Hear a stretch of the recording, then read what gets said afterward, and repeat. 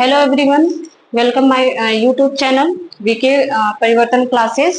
आज का हमारा टॉपिक है डायरेक्ट एंड इनडायरेक्ट स्पीच, जिसे हम नरेशन के नाम से भी जाना जाता है। आइए हम इसके बारे में हम जानते हैं।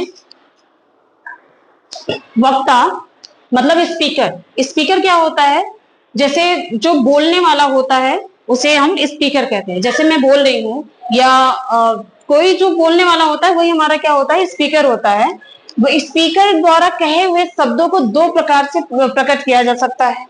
जो स्पीकर होता है उसके कहे हुए शब्दों को हम दो प्रकार से प्रकट कर सकते हैं। एक क्या होता है? Direct speech. दूसरा क्या होता है? Indirect speech.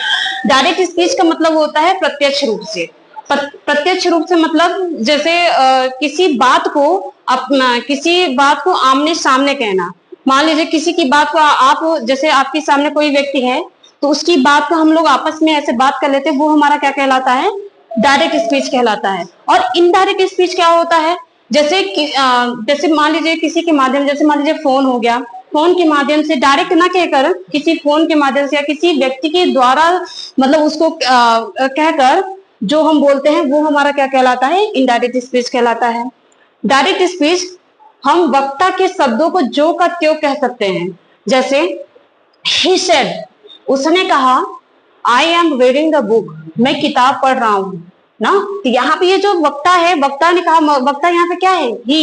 ही हमारा क्या है? उसने कहा। जो बोलने वाला होता है वही होता है ना वक्ता। तो यहाँ पे ही हमारा क्या है? स्पीकर है। ये हमारा क्या है? स्पीकर है। मैंने बताया ना स्पीकर क्या होता है? जो बोलने वाला होता है वो हमारा क्या क्या कहलाता है? स्पीकर कहलाता है। तो ही सेड, उसने कहा, तो यहाँ पे ही हमारा क्या हो गया? स्पीकर हो गया। I am reading the book, क्या मैं किताब पढ़ रहा हूँ। तो वक्ता द्वारा कहे हुए शब्दों को इन्वर्टेड फॉर्म में जो का त्यों रख दिया गया। दूसरा इनडायरेक्ट स्पीच क्या होता है? इनडायरेक्ट स्पीच होता है जो किसी की बात को अपनी बात को किसी के माध्यम से कहना। इनडायरेक्ट स्पीच क्या कहलाता है? अपनी बात को किसी के माध्यम से कहना, वो हमारा क्या कहलाता है? इनडायरेक्ट स्पीच कहलाता है। किसी एक व्यक्ति द्वारा कही गई बात को कोई अन्य व्यक्ति के उस तरह ना बोलकर अपने शब्दों में प्रस्तुत करता है, वो हमारा क्या कहलाता है? इनडायरेक्ट स्पीच कहलाता है। ही सेड दैट, जैसे ही सेड दैट, उसने कहा कि I was reading the book, कि मैं किताब पढ़ रहा था, है ना। अब यहाँ पे देखिए डायरेक्ट नरेशन के दो भाग होते हैं।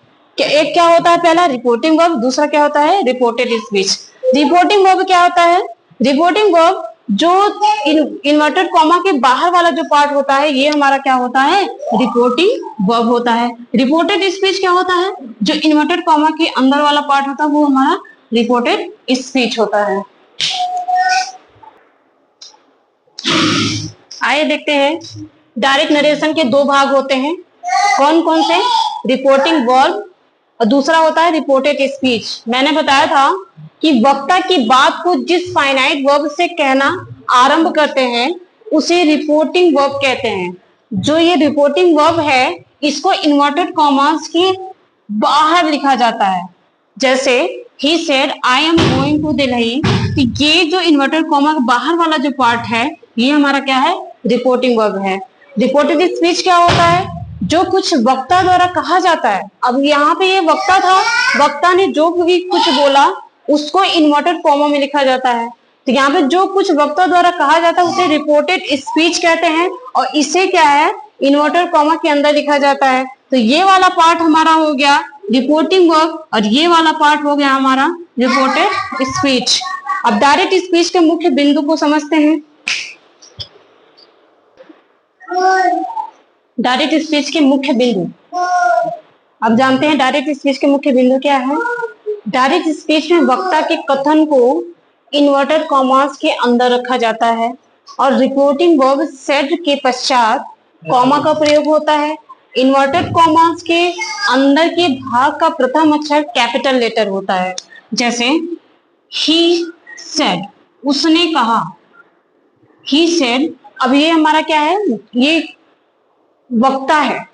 वक्ता को ही सेड, वक्ता ने कहा, उसने कहा, इन्वर्ट कॉमा लगा करके इन्वर्टेड कॉमा, इसके कथन को इन्वर्टेड कॉमा के अंदर लिखा जाएगा।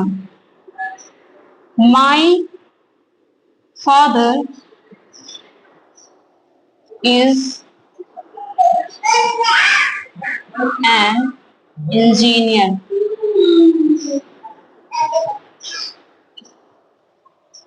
डायरेक्ट स्पीच में जो वक्ता की कथन है, वक्ता का जो कथन है इन्वर्टर कॉमा के अंदर रखा गया है। रिपोर्टिंग वर्ब सेट के पश्चात, ये हमारा क्या है, रिपोर्टिंग वर्ब है, सेट के पश्चात कॉमा का प्रयोग किया गया। इन्वर्टेड कॉमा के अंदर के भाग का प्रथम अक्षर, इन्वर्टेड कॉमा के अंदर भाग का जो पहला अक्षर होता है वो कैपिटल लेटर में लिखा जाता है। अब आइए जानते हैं डायरेक्ट स्पीच से इनडायरेक्ट स्पीच में बदलने के नियम।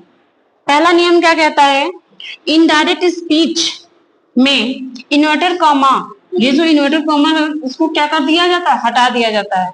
जब डायरेक्ट स्पीच से इनडायरेक्ट बनाते समय जो ये इन्वर्टेड कॉमा है, जब इनडायरेक्ट बनाएंगे तो इसको क्या कर दिया जाएगा, हटा दिया जाएगा। रिपोर्टिंग वर्ब के बाद कॉमा, रिपोर्टिंग वर्ब के बाद कॉमा को भी, कॉमा का प्रयोग नहीं होता है।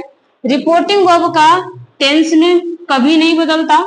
जो ये रिपोर्टिंग वर्ब है इसमें टेंस कभी नहीं बदलता है, जो जिसमें दिया रहेगा उसी में रहेगा।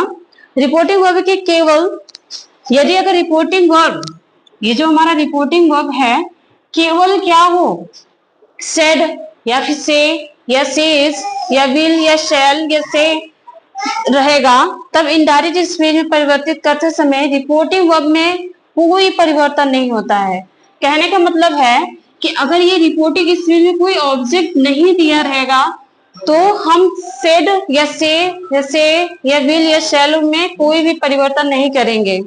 जैसे ही सेज, अब ये हमारा रिपोर्टिंग वर्ब है, रिपोर्टिंग वर्ब में ये हमारा सब्जेक्ट है, ये हमारा वर्ब है, इसके बाद कोई भी ऑब्जेक्ट नहीं दिया है। जब कोई भी ऑब्जेक्ट नहीं दिया रहेगा तो हम से को सेज ही लिख देंगे, उसके बाद इन्वर्टेड कॉमा हटाकर दैट कंजक्शन दैट जुड़ जाएगा जो जिसमें दिया है।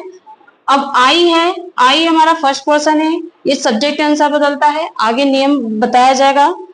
आई एम सिंगर, तो यहाँ पे हो जाएगा he says that he is singer, हमारा इनडायरेक्ट स्पीच बनेगा।